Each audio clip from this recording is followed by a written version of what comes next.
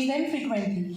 आप सबके social media accounts होंगे, तो उसमें जब भी आप पासवर्ड बनाते हैं तो उसमें हमेशा इंक्लूड करें upper case, lower case letters, symbols और नंबर्स का इस्तेमाल करें।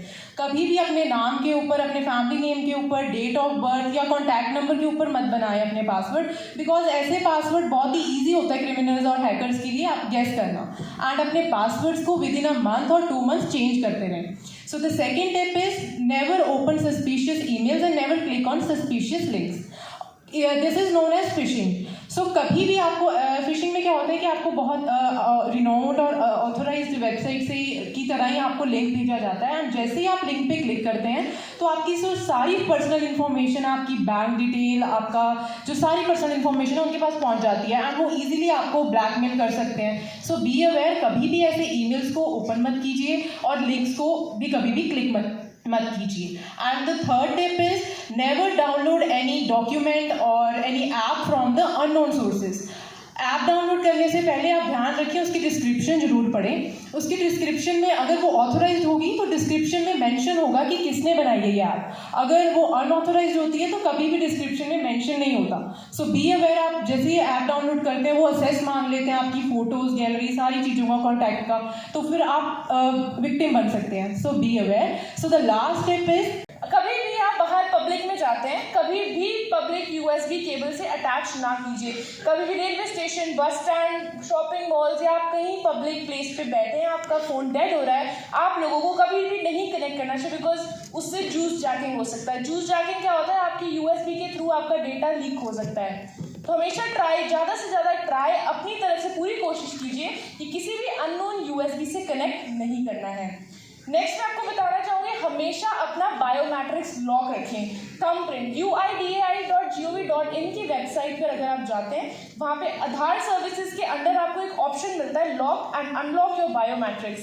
हमेशा अपना बायोमेट्रिक्स लॉक रखें। कोई भी आपको प्रॉपर्टी बाय करनी है, आपको पासपोर्ट रिन्यू कराना है, तभी आपको बायोमेट्रिक्स की ज़रूरत पड़ती है, अदरवाइज बायोमेट्रिक्स की ज़रूरत आजकल कहीं नहीं पड़ती है। सो ऑलवेज बी अवेयर, हमेशा उसे हम लॉक रखेंगे और अनलॉक करने के लिए वापस हम उसी वेबसाइट पे जाएंगे और वहाँ जाके अनलॉक करेंगे।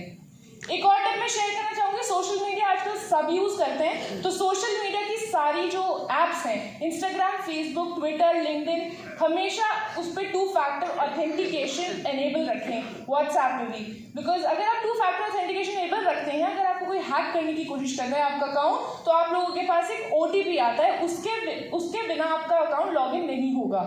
तो this is a very important cyber tip. कोई भी आपका अकाउंट हैक, बिकॉज आजकल फेसबुक, इंस्टाग्राम अकाउंट बहुत हैक हो रहे हैं, तो हमेशा ध्यान रखिए 2 फैक्टर ऑथेंटिकेशन सेटिंग प्राइवेसी में जाके आता है उसकी, तो वहाँ जाके उसे एनेबल कीजिए और अपना पासवर्ड लगाइए उस पर। कोई भी अगर उसमें हैक करने की कोशिश करेगा तो आप लोगों को OTP मेल पे या फिर आपके नंबर पे रिसीव होगा, तो आपको पता लग जाएगा कि कहीं आपका अकाउंट हैक तो नहीं हो रहा। तो this is a very important safety tip, हमेशा इसका ध्यान रखिए।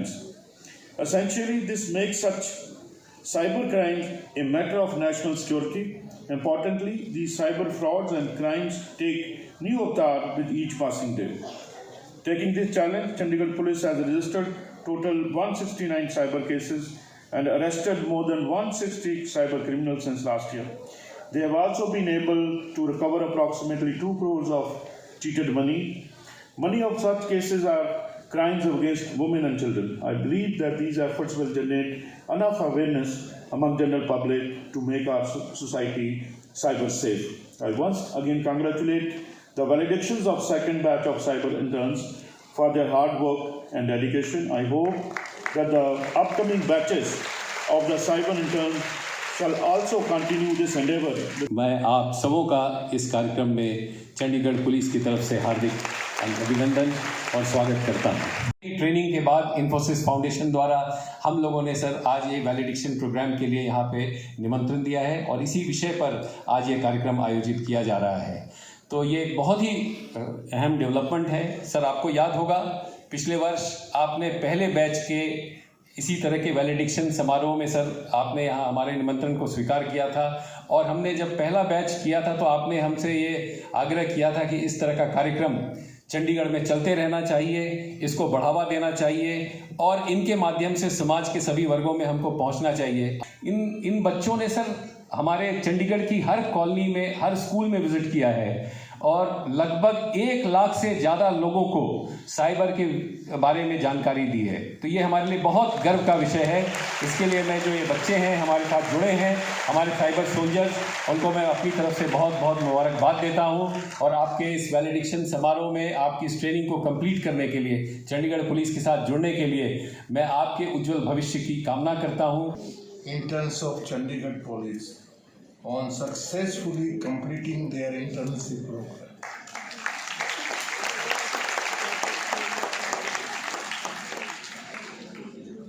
It is really creditable. The word I have used is you not only completed the training, but successfully completed. That is the beauty. Sensitization about cyber security is a must. Chandigarh Police has rightly identified the need of spreading cyber awareness among the citizens. To achieve the same, engaging the youth through Cyber Swachhata mission is a much appreciated step. Today it is not possible to imagine our nation's development without cyber safety. We are making strides in every field in our Amrit Kal. But if we do not ensure cyber security in this era of digital revolution, our own strengths will become a challenge for us.